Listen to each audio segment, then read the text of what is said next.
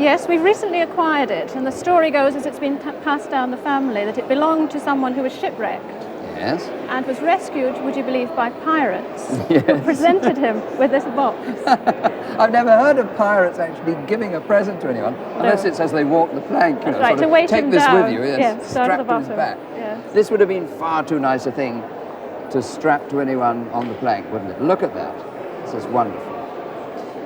A travelling bar, I suppose it is. Yes, or a yuppie picnic basket. Yuppie picnic baskets. Dating from round about 1800. Now let's look how we date these things, because the box is virtually impossible to date. I mean, this could have been made any time between 1750 and 1850.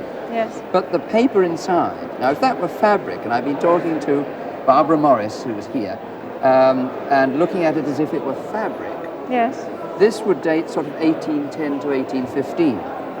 If you lift up one of the glasses and you look at that shape, there's a perfect 1810, 1815 glass. And if you, can you just hold the lid? You see the festoons around the side are the typical classical features which came in after about 1770, 1790 and lasted through until about 1820. Now the glass is a soda glass, not a glass of lead, which would indicate that it's continental, and Yes. I think they're Dutch. Quite certain they're Dutch glass. Is that from the design, or? The design and the type of glassware. Very, very soft glass, very lightweight, and it has a thud rather than a ring to it. And inside here you've got some more. Yes. Look at that, isn't that wonderful? Yes. These are absolutely sparkly, aren't they? A lovely thing to have. I've actually never seen one with a funnel before, which is quite unusual. So you've got two tumblers, a pair of goblets, little wine glasses, and a funnel to decant with, and then an arrangement of bottles, each of which has a number on, all different numbers on the shoulders, and done in this mercurial gilding. A lovely thing. Now, you've just acquired it. Have you got it insured? Not yet.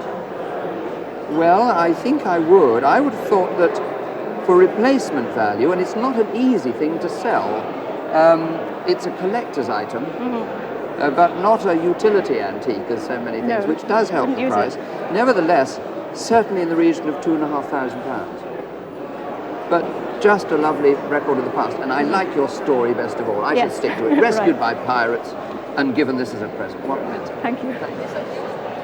So this is a splendid jardiniere, isn't it? Absolutely magnificently large and imposing. But where does it come from? Well, I've had it since 1933, but it came originally from Duff House, Which is which in Banff. in Banff. That's one of the great houses. The Duke of isn't it? Fife's, which is an Adam mansion there. Well, what it is, it was made in Paris, in France, somewhere in the first quarter of the 19th century. So it's getting on for quite an age, 160 years, something 180 years old, something like that.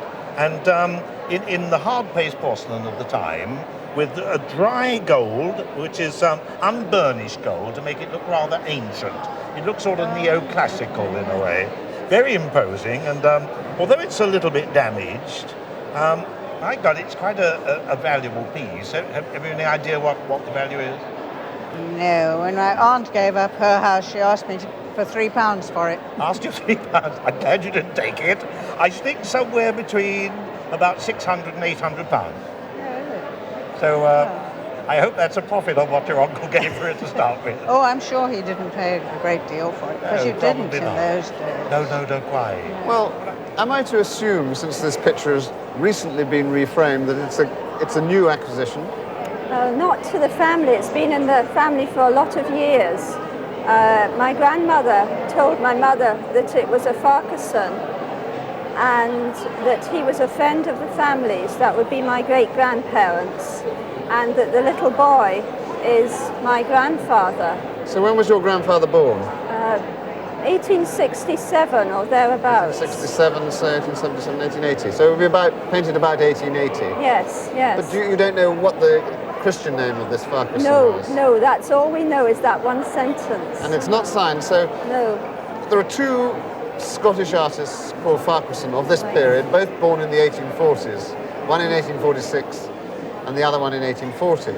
And I must say I'm not quite sure which one it is, although my instinct is that it's by David Farquharson, who, this is much more his colouring. Joseph Farquharson paints sunsets and sheep in the snow, Yes, and is very yes. famous for that sort of Yes, thing. yes. David Farquharson paints landscapes, although his paint it becomes broader.